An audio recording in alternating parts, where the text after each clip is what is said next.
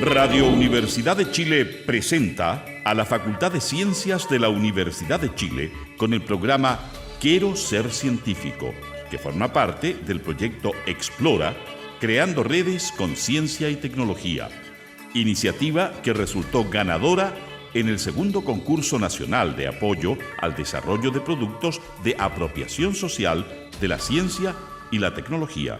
Cuenta con el auspicio de Canal de Televisión CNN Chile y Editorial Santillana. Muy buenos días, nuevamente al aire el programa de la radio de Universidad de Chile, donde se transmite el programa Quiero ser científico, un programa de la Facultad de Ciencias de la Universidad de Chile. Bueno, ya llevamos 3 meses partiendo desde enero a la fecha con un programa que se hace en la sala máster de la Radio Universidad de Chile. Así que muy bienvenido al público que está presente, porque le vamos a contar a las personas que nos escuchan que tenemos público. A ver que se note el público. Un aplauso. Muy bien.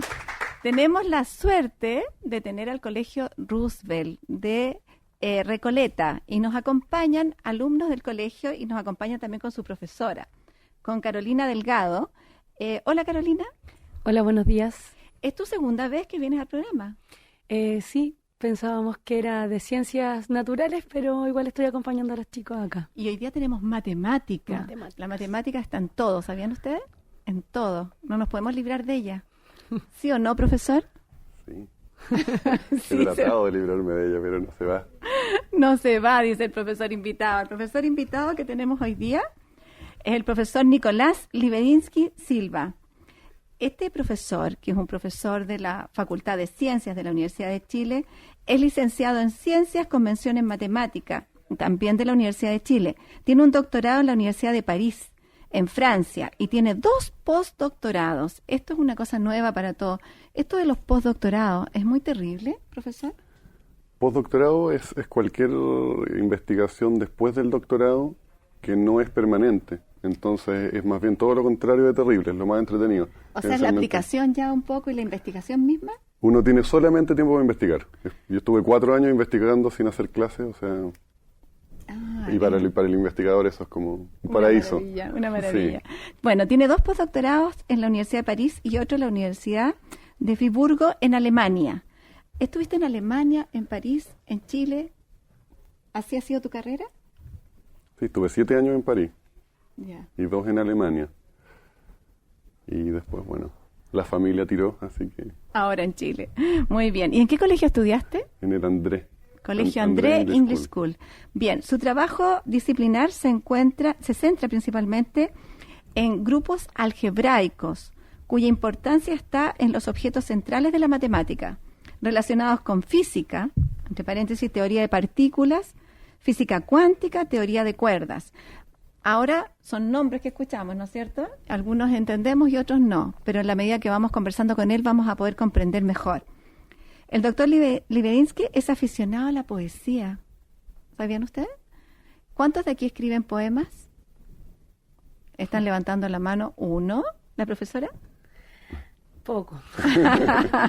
Bueno, él también escribe poemas y afirma que las matemáticas y la poesía son 2 espacios de mayor libertad que tiene el ser humano. ¿Así, profesor? Bueno, eso puede ser un poquito exagerado quizá, pero... ¿Ya? Sí, que, o sea, siento que son esencialmente en las ciencias naturales, por ejemplo. Uno siempre está constricto esencialmente a tener que confrontarse con la realidad física. ¿Ya? Y acá en matemáticas esencialmente uno puede inventar lo que quiera, cuando quiera, donde quiera. Y lo único importante es que tenga relaciones con otras cosas y que sea hermoso. Entonces la sensación de libertad es... absolutamente brutal. Mira, él dice que en estas dos áreas prima la creatividad.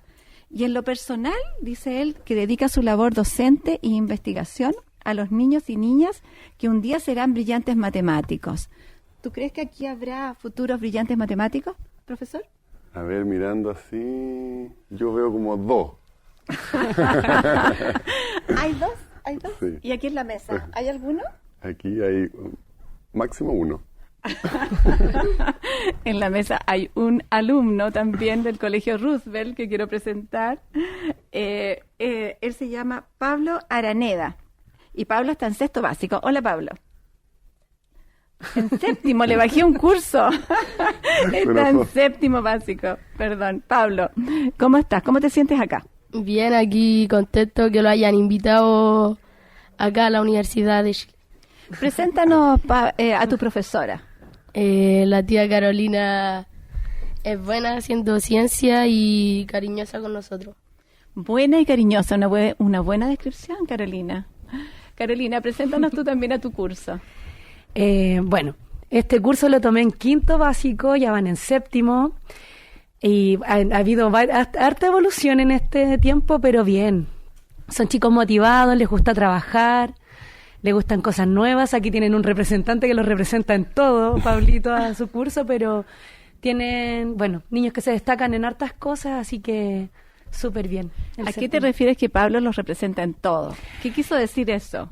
Es que a él le gusta sacar la voz por su curso, cuando hay que pelear por algo justo, él lo hace, y sus compañeros igual siempre están esperando que Pablo levante la mano para decir algo.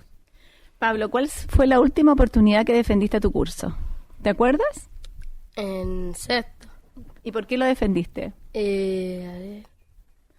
Está pensando. Parece que han sido muchas las que ha defendido el curso. ¿Sí?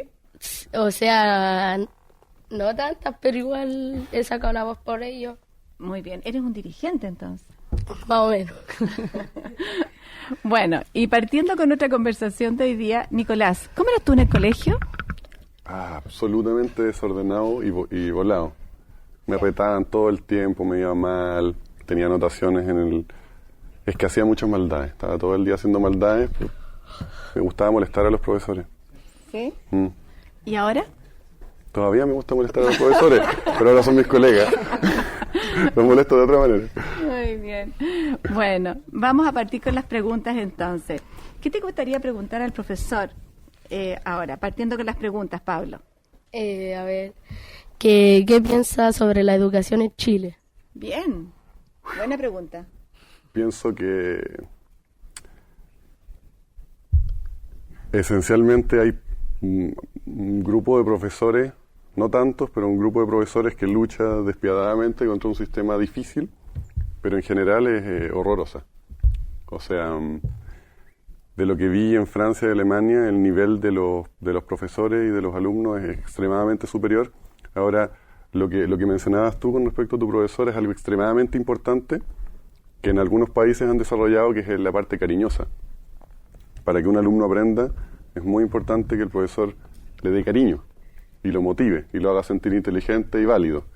Y hay profesores aquí todavía, muchos profesores que son así como no, tú no sirves, tú... Y eso es como ya, por ejemplo, en matemáticas es una de las cosas muy, muy brutales cuando a ti te dicen una vez que tú eres tonto en matemáticas, tú te crees tonto por el resto de tu vida. Y mucha gente simplemente vive de ese bloqueo. Pero en términos generales yo creo que en Chile realmente tiene que mejorar mucho, mucho, mucho su nivel de educación. Carolina, ¿qué piensas tú de esto? Bueno, también creo que por supuesto que deben haber niveles mucho más altos en otros países, sobre todo en Europa, pero yo trabajo en una escuelita municipal que es chiquitita, tenemos un curso por nivel y eso permite en realidad la cercanía con los estudiantes. Y también encuentro súper válido el tema de, claro, cuando uno siempre le dicen no, está mal, o siempre es tan tajante la respuesta de un profesor hacia el alumno. De repente el estudiante necesita un poco más de estímulo, ver que no todo está totalmente malo. Y de repente, bueno, el tema del cariño a lo mejor un poco exagerado, pero se les escucha más a los niños y a las niñas y en realidad hay que trabajar un poco con lo que a ellos les gusta y lo que ellos quieren también. Creo que eso facilitaría un poquito más las cosas. Yo creo que por lo que decía Nicolás cuando venía con nosotros en el auto para acá, que en otros países ya le están dando mucha importancia a esta relación humana que se establece con los alumnos, y hablabas también de la felicidad, que era importante considerarla. ¿Por qué no cuentas un poco de esto de la investigación que se estaba haciendo allá sobre ese tema? Sobre la felicidad con respecto a la educación. Sí. El profesor piensa. No sé. O sea, lo que yo discutíamos era con respecto a la variación de la felicidad en la vida y cómo ciertas cosas muy graves o muy buenas te pueden afectar y hacer subir o bajar tu felicidad, pero esencialmente a largo plazo tiende a estabilizarse. Pero con respecto a la educación, siento que la actitud con la que el profesor se enfrenta al alumno y con la que esencialmente lo que más se puede transmitir, yo creo, es una actitud de motivación del profesor. El profesor motivado, un profesor que está feliz haciendo lo que hace, es muy posible que los alumnos crean que es entretenido y se motiven, esencialmente. Pero mantener a un profesor motivado, yo creo que es difícil en ciertos contextos. Eso es parte de lo que yo propongo un poco como cambio de punto de vista en la enseñanza de la matemática, que puede extenderse a otras cosas, pero esencialmente para que, si el profesor está siempre enseñando lo mismo, es difícil que se mantenga motivado mucho tiempo. Entonces, la diversidad de lo que él va haciendo es algo que puede generar eso en parte. Tú decías algo así como que tu máxima felicidad era cuando estabas trabajando en matemáticas. ¿Era así? Sí, no siempre. De hecho, me quedé pensando después, o sea, hay una cosa de que la matemática me ha ido gustando más con el tiempo. O sea, partí yo haciendo matemática a los 10 años, participando en las Olimpiadas de Matemática. Y después, bueno, me metí a la universidad, estuve en Francia y cada vez la cosa empezó a tomar mucho más profundidad y empecé a hacer muchas más relaciones con cosas muy profundas. La matemática es gigantesca, o sea, es el área más grande que existe, yo creo, porque desde los griegos que se hace matemática. Y el desarrollo es infinito, o sea, la cantidad... por ejemplo, físicos, en general hay muchos físicos que pueden entender toda la física. ¿Sí? Matemática, no. No hay nadie desde hace ya 30 o 40 años que pueda entender toda la matemática. La matemática es demasiado vasta. Entonces la cosa es que existen estas áreas absolutamente lejanas y que de repente uno, en algunos momentos, uno logra intuir ciertas relaciones muy profundas entre las cosas. Hay distintos niveles de intuiciones, y las intuiciones así muy profundas de cosas que parecen extremadamente distintas, eso genera una sensación así como abrumadora de felicidad, diría yo. ¿Sí? Esos son los momentos de mayor felicidad. También hay otros momentos son de intensa felicidad en el trabajo. Tiene que ver con hacer ver la belleza de la matemática a ciertos alumnos. Que eso es extremadamente difícil. O sea, de repente cuando un alumno, por ejemplo, me pasó hace poco que estaba haciendo una clase sobre hipercubos. Entonces les estaba mostrando cubos en 4 dimensiones y les pregunté esencialmente cómo serían las caras de un cubo en 4 dimensiones. Entonces la gente así, pero ¿cómo 4 dimensiones? Entonces es como una sensación así absolutamente de que no tengo idea de lo que está pasando aquí. Yo solamente vivo en 3 dimensiones y el profesor me está molestando. Y de repente empezaron a hacer analogía. ¿Ya? La matemática vive de las metáforas. Entonces de repente dicen, pero en 3 dimensiones pasa esto y me imagino que podría ser esto una super cara en un hipercubo. Entonces le empezamos a dibujar, habíamos dibujado todo el hipercubo en el plano y empezamos a dibujar lo que la alumna dijo y que era esencialmente dibujar todo lo que estaba a distancia 3, ya da lo mismo. Y la cosa es que lo empezamos a dibujar y de repente terminamos de dibujarlo y es como que el dibujo, ¡pum!, saltó así y se vio un cubo, que es una cara de un hipercubo, se vio dentro del hipercubo. Y me acuerdo de la cara de ella, fue así como una sensación así como lo vi, y se quedó así como callada, y claro, es una cosa súper íntima, pero es hermoso, o sea, lograr ver de repente cosas, genera una sensación que es distinto de resolver problemas, que también es otra cosa. También es eso también genera adicción, ¿no es cierto? O sea, uno de repente resuelve un problema dificilísimo que ha estado trabajando durante 1 hora y es como, ¡pah!, hay como una explosión de felicidad, ¿sí? Y después uno como que se vuelve adicto. Yo de hecho siempre digo que los matemáticos son adictos, son drogadictos de esa sensación. Es una droga resolver problemas difíciles. Pablo, ¿a ti te ha pasado alguna vez? No. No, todavía no lo he experimentado. Pablo, ¿qué preguntas tú al profesor? A ver, como que ¿cuántas horas se requiere para de estudiar para ser un científico matemático. ¿Cuántas horas? ¿Cuánto tiempo? O sea, para ser un matemático nomás uno tiene que terminar un doctorado. O sea, terminar el colegio. O sea, esa es la parte formal. Hay gente que simplemente En otras épocas la gente podía ser matemático así directamente. Por ejemplo, Galois, que es uno de los matemáticos más geniales que ha habido en la historia de la humanidad, se murió a los 20 años de un duelo por una mujer. Y antes de eso escribió rápidamente así porque sabía que venía el duelo, escribió toda su idea y eso fue hace 200 años, resolvió uno de los problemas más hermosos de la historia, generó una teoría que todavía actualmente miles de personas trabajan y todavía la gente ahora, actualmente dicen, matemáticos viejos de cualquier edad dicen, esta idea ya la había tenido Galois, como que fuera algo así ya brutal, era un niño de 20 años, 19 años cuando estaba haciendo esas cosas. Entonces, ser matemático depende de lo que te refieran. Formalmente, para que te contraten en la universidad, probablemente requieres tener un doctorado. Pero uno puede agarrar un problema, por ejemplo, la conjetura de Fermat, que estuvo abierta. Una conjetura es como un teorema, pero que no se ha demostrado. Entonces, estuvo abierta significa que nadie pudo demostrarla durante 300 años, hasta que la demostraron hace como 8 años. Pero es un problema completamente accesible que uno puede ponerse a tratar de hacer, simplemente extremadamente difícil. Hay muchos problemas que uno puede hacer en matemática y que si es que uno tiene una idea muy maravillosa, te haces famoso. Y no necesitáis haber estudiado, o sea, depende un poco de uno. Tú como profesora, Carolina, ¿has visto esos momentos así que de repente los niños se sienten contentos cuando resuelven algo y que te lo demuestran? Bueno, yo creo que para cualquier persona que aprende algo nuevo o que logra comprender algo que en algún momento no tenía explicación, es fascinante. Y me pasa, yo creo, en la escuela, por eso me gusta y, bueno, me gusta mucho mi trabajo y voy muy contenta todos los días, aunque a veces con un poco de sueño. Muy bien. Pero creo que eso se ve y los estudiantes lo logran demostrar también. Cómo te reciben o cómo están dispuestos a tus clases o cuando algo no está muy entretenido. Creo que ellos igual lo logran demostrar y, como dice el profesor, en realidad eso igual es muy satisfactorio para los profesores que en realidad logramos eso en ellos. ¿Qué te gustaría preguntar para poder apoyar a tus alumnos con las respuestas del profesor? A ver, recién estábamos comentando de lo difícil que es el tema de la matemática para los estudiantes. Porque, bueno, nosotros en las aulas tenemos distintos tipos de niños, ¿verdad? No todos con el mismo nivel de estudio ni con el mismo nivel de aprendizaje.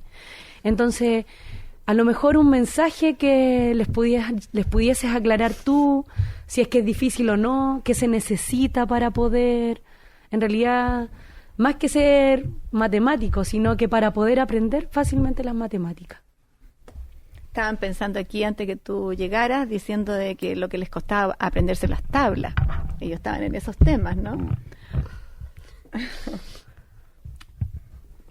Yo tuve una experiencia de hacerle clase a unos niños de quinto básico. Era todo un curso. Y esencialmente, con respecto a si es fácil o no, yo creo que depende del profesor. Pero yo creo que la matemática podría ser tan entretenida y tan fácil de aprender como gimnasia. O sea, algo que no a todos les va a gustar, no a todo el mundo le gusta gimnasia, pero a mucha gente le parece entretenido y como fácil. Yo creo que la matemática podría ser así. Y cuando llega a ser así, entonces, esencialmente todo parte de si me gusta o no. Apenas ya me gusta, me es fácil. Todo lo que me gusta me es fácil. Para que te guste la matemática, basta con que los problemas que te planteen o los problemas que tú mismo inventes sean entretenidos, te entretengan, te parezcan, quizá que te hagan percibir cierta cosa de la belleza, pero yo creo que podría ser muy fácil y muy entretenida la matemática. De hecho, con estos alumnos, como te contaba, después de unas cuantas clases que tuvimos, me acuerdo que me dijeron algo que me impresionó mucho, me dijeron, profe, las clases de matemática del colegio son triviales. Nos enseñan, nos dan una cosa, un teorema o algo y nos hacen repetir 50 veces lo mismo. Ya la primera vez ya lo entendimos, ¿por qué nos hacen eso? Y como esa sensación es súper, eso yo siento que es lo que es muy importante que los niños se den cuenta, que en el fondo de alguna manera nos están entrenando como máquinas. no asumiendo que somos inteligentes y que basta que nos digan y que nosotros entendamos y ya, eso yo creo que es la estimulación más profunda. Yo me gustaría preguntarte algo que te había pedido que lo hicieras en el segundo bloque, pero la verdad es que me gustaría porque el tema nos lleva para allá. ¿Qué le recomendarías a los profesores desde el punto de vista metodológico? Tú estás enseñando matemáticas desde un partido de fútbol, incluso lo pusiste de ejemplo. Un poco cuéntanos esa parte para que lo podamos pensar ahora. Bueno, todo esto surgió cuando, como yo participaba en las Olimpiadas de Matemática, tenía un acercamiento a la matemática completamente distinto, sumamente lúdico, y donde va subiendo el nivel de dificultad de los problemas.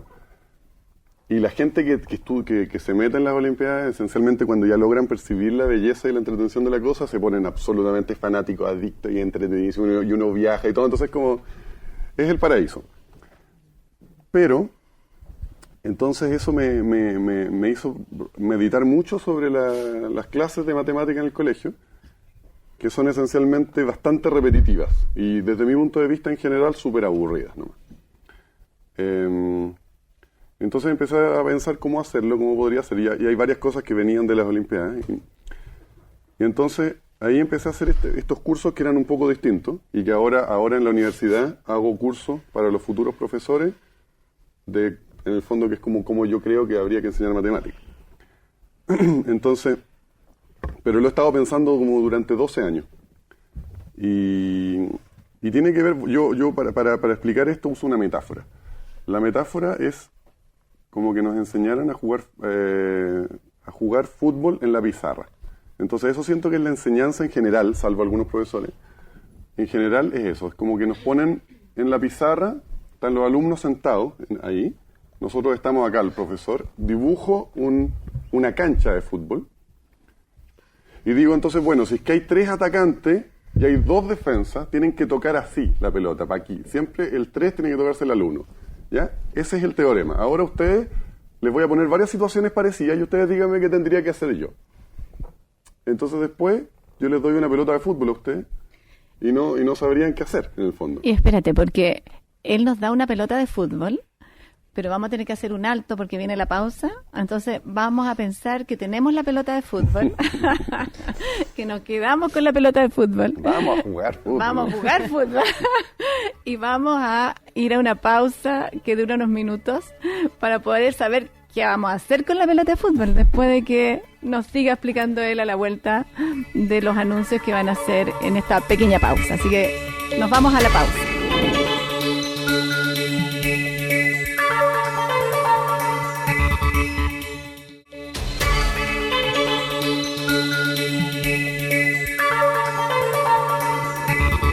Bien, regresamos entonces de la pausa y seguimos conversando. El profesor Libedinsky estaba contándonos algo de que nos habíamos quedado con la pelota de fútbol cada uno en la mano. Pero antes de eso, profesor, se incorporó con nosotros el liceo, otro liceo de Recoleta. Profesor, ¿podrías presentarte y decir y explicar el liceo? El nombre del liceo. Gracias, buenos días, Hortensia, buenos días, Nicolás. Nosotros somos el Liceo Instituto Tecnológico y Comercial de Recoleta. Yo soy profesor de ciencias allá, de biología y química. Vengo con alumnos de primero, segundo y tercero medio de un taller que yo estoy armando allá en el colegio. Mi nombre es Mario Santibáñez, soy licenciado en ciencia biológica, profesor de biología y actualmente estudiante de magíster en la universidad. Muy bien, le damos un aplauso al colegio que viene llegando, ¿no es cierto? Muy bienvenidos al Liceo Tecnológico de Recoleta. Y profesor, preséntanos al alumno que se incorpora a la mesa, que está con nosotros. El alumno es Javier Camaño, estudiante de segundo medio, participó súper comprometido el año pasado en todas nuestras actividades que planteamos, así que es un privilegio haberlo traído conmigo para que participe en esta mesa. Bienvenido, Javier. Buenas tardes. Buenas tardes. Preséntanos tú al profesor, ¿cómo tú lo ves desde tu ángulo? El profesor Mario Santibáñez es un profesor que vale la pena porque es dedicado.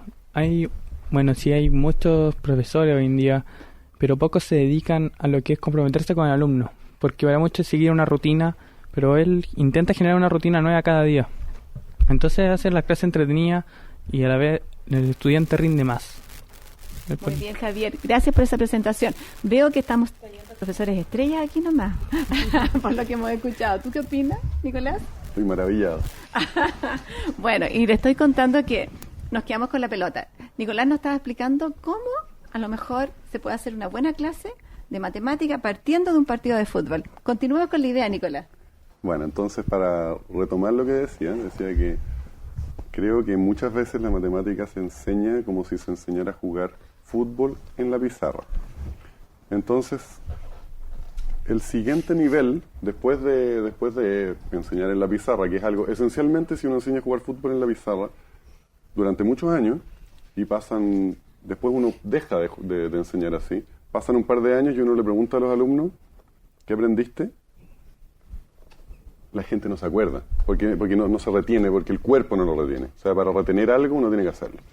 Entonces, hay otros profesores que hacen el siguiente paso y le dan la pelota al alumno, y entonces le dicen, anda a jugar fútbol, ahí están las canchas, mira, y te doy la pelota. Y eso sería el equivalente en matemática a que yo le diera al alumno un problema que me parece interesante que él pueda resolver.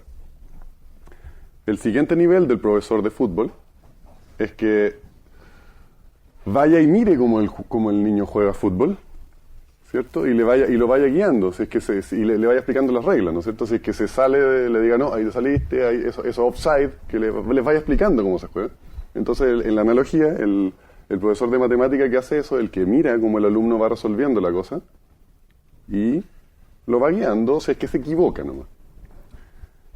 El siguiente nivel del profesor de fútbol es que lo vaya aconsejando, ¿cierto? Entonces, cuando el alumno patea la pelota de cierta manera, correcta, dentro de las reglas, pero la patea, no sé, con borde interno, ya no sé nada de fútbol, pero así, le diga, no, pues ahí había que pegarle con comba, ¿ya? Y en la analogía, entonces, el profesor de matemática, cuando el alumno está teniendo un razonamiento que se está desviando, digamos, de lo que él considera que sería más razonable pensar, o simplemente está aburrido, no sabe cómo afrontar la cosa, entonces él lo va guiando. Y el último nivel, que para mí es el nivel máximo de enseñanza de fútbol, es que el profesor juegue con los alumnos. Y eso en la analogía es un profesor de matemática que no sabe la solución de los problemas. Presenta problemas, no lo sabe, y eso es lo que yo practiqué durante algunos años con mis alumnos, y el resultado fue bien interesante. ¿Jugaste? Jugué con mis alumnos, por eso aprendí que esto era... El problema de hacer eso es que esencialmente hay que cambiar un poco la idea del profesor. De partida, el profesor, en mi caso, yo estoy detrás de los alumnos. Los alumnos están parados en grupos en la pizarra y yo estoy detrás. Entonces ya la postura y la relación entre el alumno y el profesor es completamente distinta. Yo estoy ahí un poco para sostenerlos cuando se caen y sin saber la solución de los problemas. Entonces hice esto tenía este grupo de alumnos de quinto y tenía estos alumnos de séptimo, octavo y primero medio. Y aquí aprovecho de hacerle un poco de publicidad a las Olimpiadas de Matemática, que son cosas muy lindas y muy entretenidas. Y esencialmente entonces le estuve haciendo este tipo de clase durante como un año, una vez por semana. Eran como 2 o 3 horas. Hacíamos problemas difíciles, entonces había que estar 3 horas haciendo un problema. Y yo me entretenía muchísimo porque eran problemas que yo no sabía resolver, entonces igual yo no los ayudaba tanto. Pero cuando ellos se paraban y no sabían cómo afrontar, yo les decía, mira, piensa esto, tratemos de hacer esto, veamos casos particulares, esta generalización, mirámoslo desde este punto de vista, pero no era que lo estuviera resolviendo, de hecho muchas veces me equivocaba. Pero ellos ven el reflejo que yo tengo. Entonces lo que pasó fue que mis 3 alumnos fueron a la Olimpiada Nacional, que esencialmente como funcionaba en esa época, eligen a un alumno de cada 100 de los colegios, de los liceos. Entonces llegaban 2.000 o 3.000 o 5.000 alumnos, no sé. Y mis 3 alumnos, yo obligué al colegio a que fueran y pasaron la ronda de los 100. Entonces quedaron entre los 100 mejores. Yo ya estaba, pero así, felicísimo, porque era en muy poco tiempo. Y después hicieron la prueba final. Se van todos, estos 100 alumnos se van a un lugar especial, ahí hacen la prueba. Y lo que pasó fue que dan las medallas, y yo estaba así súper esperando porque yo tenía un alumno del cual tenía mucha fe que sacara alguna medalla. Entonces, esencialmente dan en general 1 o 2 medallas de oro el doble de plata y el triple de bronce. Dan las medallas de bronce, medallas de plata, y yo así, vamos. Y la primera medalla de oro es mi alumno. La segunda medalla de oro es mi otro alumno, y la tercera y última es mi tercer alumno. Y yo me quedé así, wow, esto realmente funcionó. Ese es otro de los momentos de intensa felicidad. Le podemos dar un aplauso porque medallas de oro también lograron, ¿no? Como el juego en las del deporte. Muy bien, qué lindo, sigue. Bueno, entonces ahí me di cuenta que esencialmente esta idea es una idea bien poderosa. Obviamente yo la había visto con otra gente. Y por eso yo estoy tratando ahora de hacer este curso donde en el fondo se cambie la manera de percibir al profesor. No debería estar el profesor al frente enseñando cosas que los alumnos no quieren saber. Claro. Debería ser el profesor atrás tratando de ayudar si es que ellos llegan a trabarse en un problema que ellos sí quieren resolver, que les parece entretenido. Entonces, si es que ellos aprenden, no va a ser que aprendan porque yo les digo, mira, este es un teorema súper interesante que tú deberías aprender. Y tú me vas a mirar así como, ¿por qué querría yo aprender eso que tú me estás diciendo? Entonces la manera va a ser que tú vayas a estar tratando de resolver un problema, que vayas a estar súper interesado buscando por aquí y por acá, y de repente yo te digo, mira, se me olvidó decirte que había, que en el fondo es un teorema, pero es como, esto es una realidad matemática. Y tú como, entonces ahí la agarráis y la usáis porque la necesitas, es un salvavidas. Exacto. Entonces lo aprendes así, y así aprendieron muchísimo. Por supuesto. Mario, tú como profesor, ¿qué recomendación darías también desde el punto de vista de las matemáticas, de la enseñanza de las matemáticas? Yo creo que es fundamental el tema que comentaba Nicolás recién, que los estudiantes sientan el conocimiento no como algo lejano, sino como algo de la vida cotidiana y que tiene soluciones para diversos problemas. Por ejemplo, mi especialidad es biología y el currículum nos dice que hay que ver ADN y cromosomas. Yo lo tomé desde la perspectiva de por qué se llegó a ese resultado, que fue con el caso del síndrome de Down. Aprovechando el Día Internacional del Síndrome de Down, les conté a los niños qué era el síndrome de Down y cómo se había descubierto o por qué era importante conocer, y llegamos al tema del cromosoma. Entonces yo vi el contenido, pero a través de una realidad súper concreta, y que los niños sí sintieron por qué era importante conocerla. Y en matemática es fundamental para un sinfín de tareas. Bueno, teniendo tantos expertos profesores aquí, podemos, los que nos están escuchando, ¿no es cierto?, también juntar lo que ya hacen con los consejos que se estén dando en este momento. Javier, tú como alumno de segundo medio, ¿qué dirías tú desde el punto de vista del alumno que es importante para que los profesores tomen en cuenta? Como decía el doctor Nicolás, esencial que hagamos los ejercicios, todo lo que tenga que ver, es parte de nuestra realidad. Como dice el profesor Mario, tenemos que jugar con la realidad, tenemos que, al igual que aprendemos a caminar, porque lo necesitamos como un salvavidas, como dice él, es esencial. Muy bien. ¿Y qué te gustaría preguntar a ti? Me gustaría preguntarle al doctor Nicolás, de acuerdo a diversas investigaciones, los alumnos y alumnas por lo general presentan altos índices de motivación respecto a la matemática. Pero para usted este no es el caso. Y mi pregunta es, ¿cómo surgió la idea de ser un matemático? ¿Cómo surgió la idea de ser un matemático? Me gustaría dar una respuesta más que me dejara mejor parado, pero esencialmente le estaba copiando a mi hermano mayor. Esa es la verdad. Mi hermano mayor era mi ídolo total. Yo tenía 10 años y él participaba en las Olimpiadas. Yo lo veía como viajaba a todos los países, ganaba las competencias. Y yo lo único que quería era ser como él. Y después, claro, y él me enseñaba de la manera así dura. Entonces, esencialmente era así como... Yo llegaba a preguntarle, Matías, y él así como, como hermano mayor. Claro, hermano mayor pesado, así. Y yo así siempre quería ser mejor para que él me apreciara un poco. Y bueno, después con el tiempo, obviamente, él estudió física, ahora es rabino, dejó completamente la matemática y la ciencia, pero poco a poco después empecé a tener sensibilidad. Yo creo que es una cuestión que poca gente tiene en matemática, es difícil adquirir, y es como en cualquier cosa, o sea... A ver, no quiero dar ejemplos alcohólicos, pero la cerveza, por ejemplo. Yo digo porque la cerveza me cargaba. Toda mi vida me cargó hasta que llegué a Alemania y estaba obligado porque había cerveza en todos lados. Entonces después tomando, y al final, después como de 2 años, terminó gustándome la cerveza. Me gusta, pero es una sensibilidad adquirida, digamos. O la música clásica, o cualquier cosa, la poesía. El vino.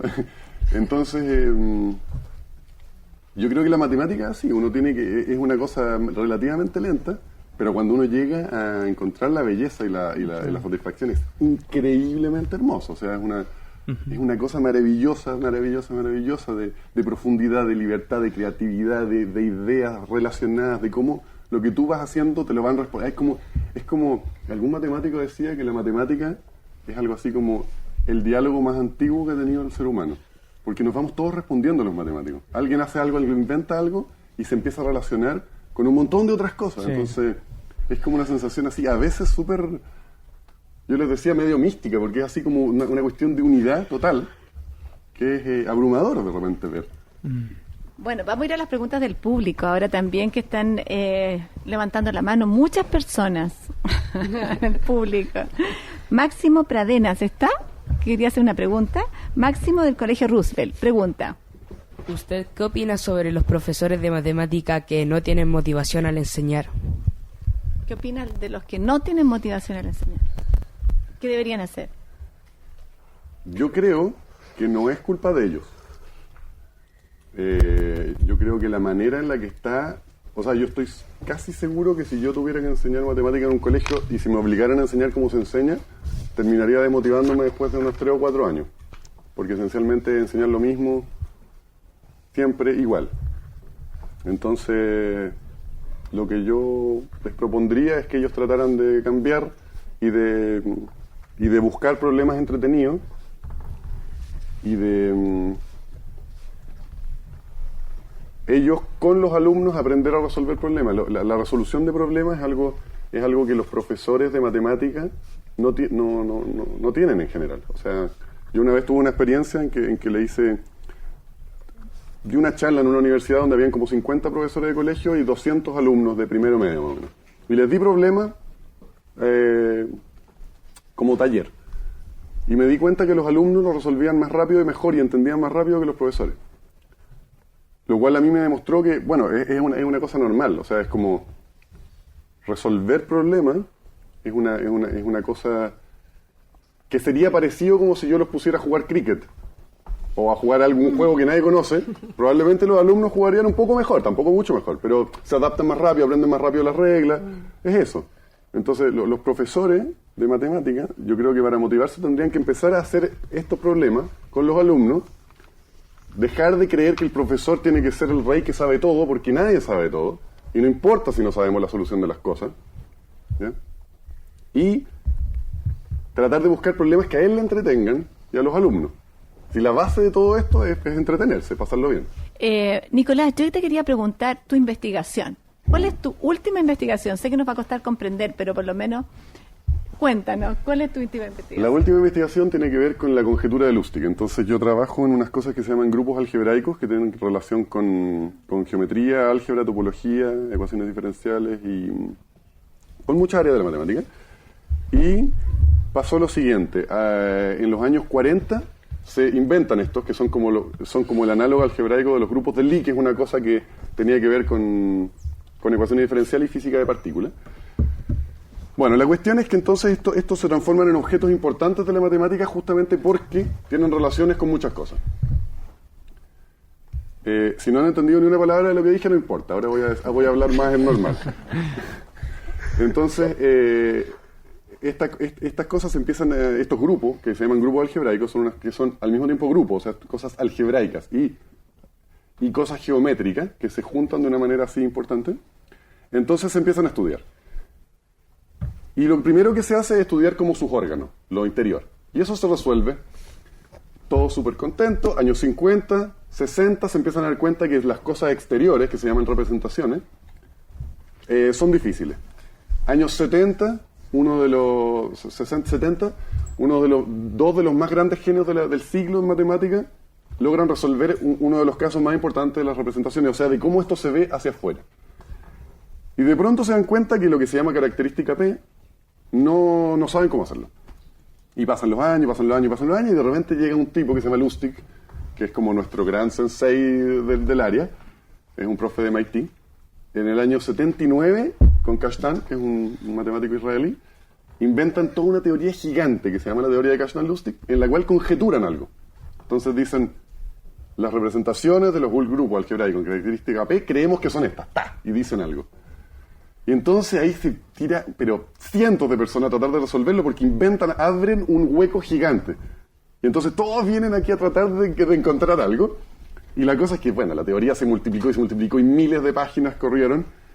Y hasta el año 94 hubo avances. Sí, no, estaban dando una información. Pero está bien. Bueno, y la cosa es que al final, para resumir la historia, en el año, hace 4 meses, mi colaborador demostró que la conjetura es falsa. Entonces toda la teoría de los últimos 40 años se derrumbó y es una cosa que nunca había pasado en la matemática. Estamos todos en estado de shock.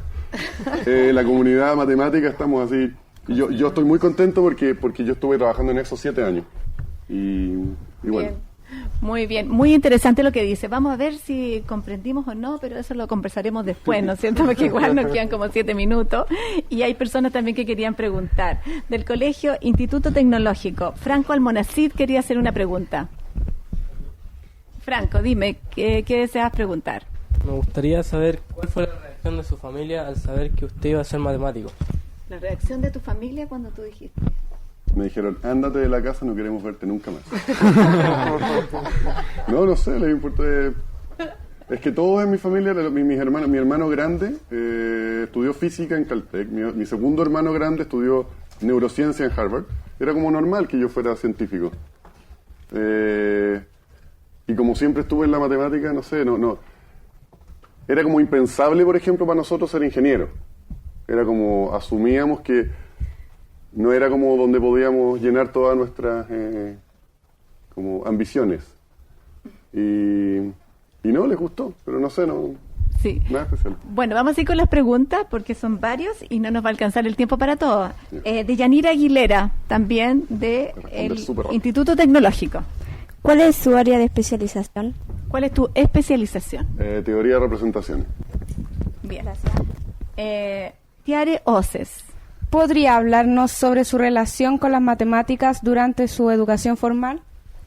¿Cómo fue tu relación en cuanto en la época escolar? Bueno, yo aprendí solo. Yo de los 10 a los 11 años aprendí lo que había que aprender del colegio y entonces después el profesor ya me dejaba, yo no iba a las clases.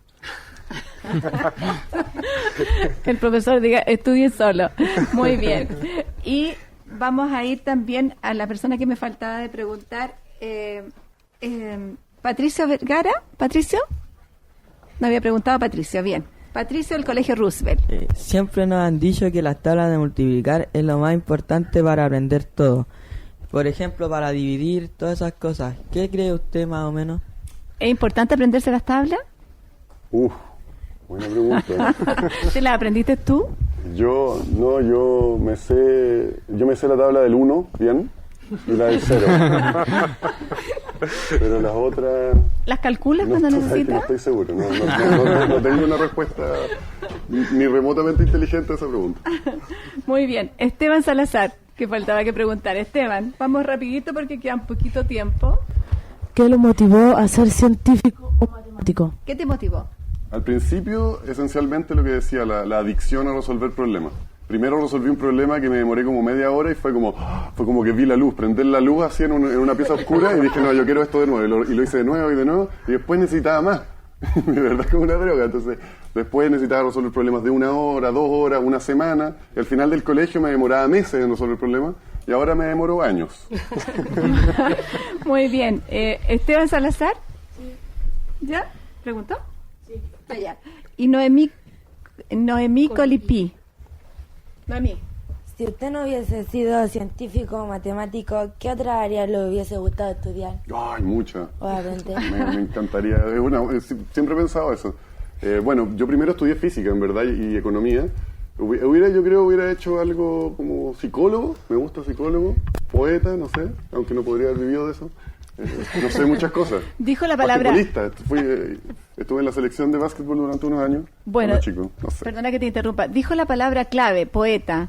Y él tiene un poema para ustedes. Porque escribe poemas. ¿Podría? Quedan poquitos minutos escuchar el poema. Ahora le da vergüenza, pero va a intentar vencer la vergüenza. Tiene un poema precioso que escribió porque además es músico.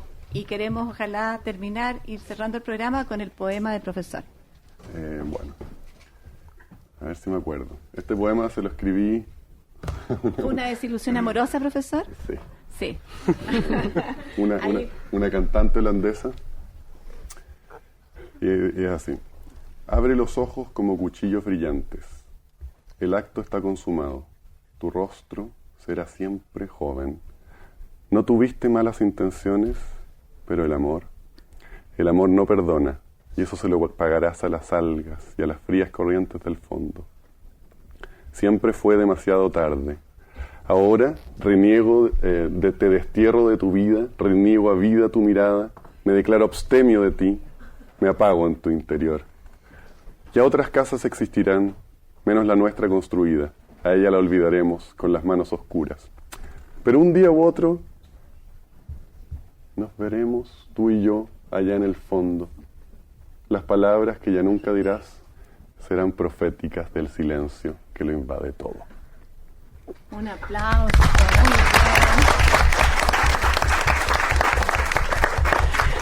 Bueno, el profesor es multifacético, como pueden ver. Ya estamos llegando al final del programa.